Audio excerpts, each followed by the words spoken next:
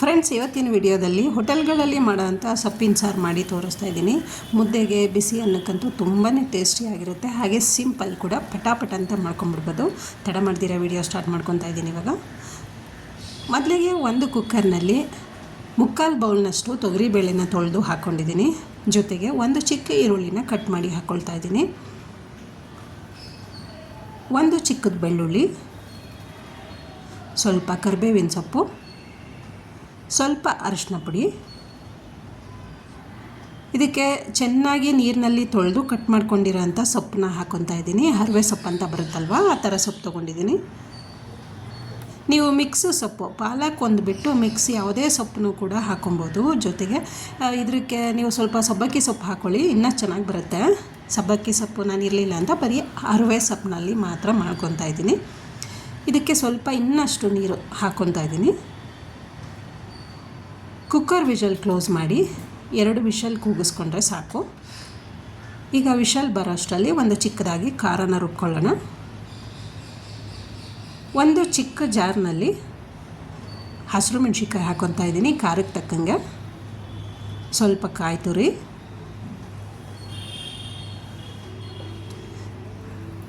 ಸ್ವಲ್ಪ ಜೀರಿಗೆ, ಸ್ವಲ್ಪ ನೀರನ್ನ ಹಾಕಿ ನುಣ್ಣಗೆ ರುಬ್ಕೊಂಬರ್ಬೇಕು. ರುಬ್ಬಿದ್ದಾಗಿದೆ. ಈಗ ಕುಕ್ಕರ್ ವಿಷಲ್ ಓಪನ್ ಮಾಡಿ ತೋರಿಸ್ತಾ ಇದ್ದೀನಿ ನೋಡಿ. 2 ವಿಷಲ್ ಕೂಗಿಸ್ಕೊಂಡಿದ್ದೀನಿ, ಕರೆಕ್ಟಾಗಿ ಬೆಂದು ರೆಡಿಯಾಗಿದೆ. ಎಷ್ಟು ಬೇಗ ಮಾಡ್ಕೊಂಬಿಡ್ಬೋದು ಅಂದರೆ ತುಂಬಾ ಬೇಗ ಆಗಿಬಿಡುತ್ತೆ, ತುಂಬ ಜಾಸ್ತಿ ಟೈಮ್ ತೊಗೊಳ್ಳಲ್ಲ. ಹಾಗಾಗಿ ಈ ಥರ ಸೊಪ್ಪಿನ ಸಾರು ಮಾಡ್ಕೊಳ್ಳಿ, ಮುದ್ದೆ ಜೊತೆಗೆ ತುಂಬ ಚೆನ್ನಾಗಿರುತ್ತೆ. ಜೊತೆಗೆ ಹೆಲ್ದಿ ಕೂಡ. ಇವಾಗ ಮಜ್ಜಿಗೆ ಕಡಿತಾರಲ್ವ, ಆ ಥರದಲ್ಲಿ ಸ್ವಲ್ಪ ಹಾಕಿ ಸಾಂಬಾರಿನಲ್ಲಿ ಒಳಗಡೆ ಕಡ್ಕೊತಾ ಇದ್ದೀನಿ. ಯಾಕಂದರೆ ಬೇಳೆ ಬೆಂದಿರುತ್ತಲ್ವ, ಬೇಳೆ ಈ ಥರದ್ದೆಲ್ಲ ಸ್ಮ್ಯಾಶ್ ಆದರೆ ರುಚಿ ತುಂಬ ಚೆನ್ನಾಗಿ ಬರುತ್ತೆ. ನೋಡಿ, ಎಷ್ಟು ಮಾಡ್ಕೊಬೇಕು ಅಂದರೆ ಈ ಥರ ಹದ ಬರುತ್ತೆ. ಹಾಗಾಗಿ ಮಜ್ಜಿಗೆ ಕಡಿತೀರ ಅಲ್ವ ನೀವು, ಆ ಥರದ್ದು ಒಂದು ಇದನ್ನು ತೊಗೊಂಡು ಸ್ವಲ್ಪ ಕಡ್ಕೊಂಡು ರುಬ್ಕೊಂಡಿರೋಂಥ ಕಾಯಿನ ಮಿಕ್ಸ್ ಮಾಡ್ಕೊತಾ ಇದ್ದೀನಿ. ಜಾರನ್ನ ತೊಳೆದು ಆ ನೀರು ಮಿಕ್ಸ್ ಮಾಡ್ಕೊಳ್ಳೋಣ. ಇವಾಗ ಹದ ನೋಡ್ಕೊಳ್ಳಿ ನೀವು, ತೆಳುಗೆ ಗಟ್ಟಿಗೆ, ತುಂಬ ತೆಳುವಾಗಿ ಮಾಡ್ಕೊಬೇಡಿ. ಸೊಪ್ಪು ಮಕ್ಕಳು ನಾವು ಸಪ್ರೇಟಾಗಿ ಏನಾದರೂ ಪಲ್ಯ ಮಾಡಿಕೊಟ್ರೆ ತಿನ್ನಲ್ಲ ಅಂದರೆ ನೀವು ಈ ಥರ ಸೊಪ್ಪಿನ ಸಾರು ಮಾಡಿಕೊಡಿ. ಅನ್ನದ ಜೊತೆಯಲ್ಲೇ ಸೇರ್ಕೊಳ್ಳೋದ್ರಿಂದ ತುಂಬ ಹೆಲ್ದಿನೂ ಆಗಿರುತ್ತೆ, ಖುಷಿಯಾಗಿ ತಿಂತಾರೆ. ಇವಾಗ ನಾನು ಹುಣಸೆಹಣ್ಣು ತೋರಿಸ್ತಿದ್ದೀನಿ ಅಲ್ವಾ, ಅಷ್ಟು ಹುಣಸೆಹಣ್ಣು ತೊಗೊಂಡು ರಸ ಮಾಡಿ ಮಿಕ್ಸ್ ಮಾಡ್ಕೊತಾ ಇದ್ದೀನಿ. ನೀವು ಹುಣಸೆಹಣ್ಣನ್ನು ಕಾಯಿ ರುಬ್ತೀರ ಅಲ್ವಾ, ಅದರೊಳಗಡೆನೂ ಕೂಡ ಹಾಕಿ ರುಬ್ಕೊಬೋದು.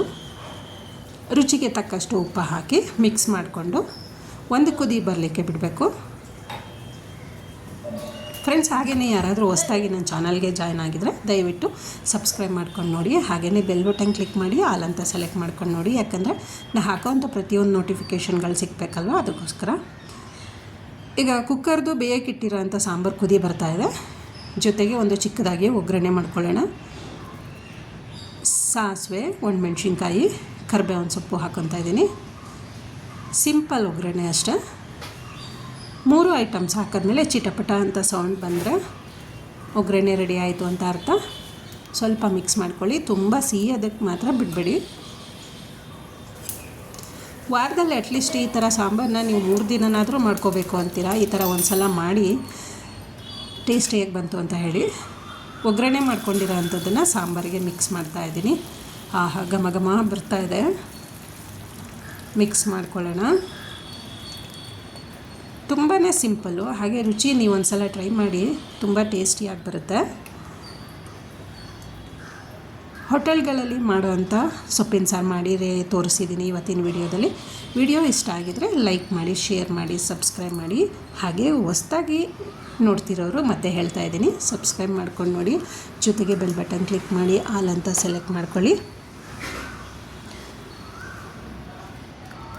ಮತ್ತು ನಿಮ್ಮ ಫ್ಯಾಮಿಲಿ ಮೆಂಬರ್ಸಲ್ಲಿ, ಫ್ರೆಂಡ್ ಸರ್ಕಲಲ್ಲಿ ಯಾರಾದರೂ ಇದ್ದರೆ ತಪ್ಪದೆ ಈ ವಿಡಿಯೋನ ಶೇರ್ ಮಾಡಿ, ಅವ್ರಿಗೂ ಕಮೆಂಟ್ಸ್ ಹಾಕೋದಕ್ಕೆ ಹೇಳಿ. ನಾನೊಂದು ಸಲ ರಿಕ್ವೆಸ್ಟ್ ಮಾಡ್ಕೊತಾ ಇದ್ದೀನಿ. ಯಾಕಂದರೆ ನಮಗೆ ಇನ್ನೂ ಹೊಸದಾಗಿ ಹೆಚ್ಚು ವಿಡಿಯೋಗಳನ್ನ ಮಾಡೋದಕ್ಕೆ ಮೋಟಿವೇಶನ್ ಸಿಕ್ತಂಗೆ ಆಗುತ್ತೆ. ಮತ್ತೆ ಮುಂದಿನ ವಿಡಿಯೋದಲ್ಲಿ ಸಿಕ್ಕೋಣ. Thank you.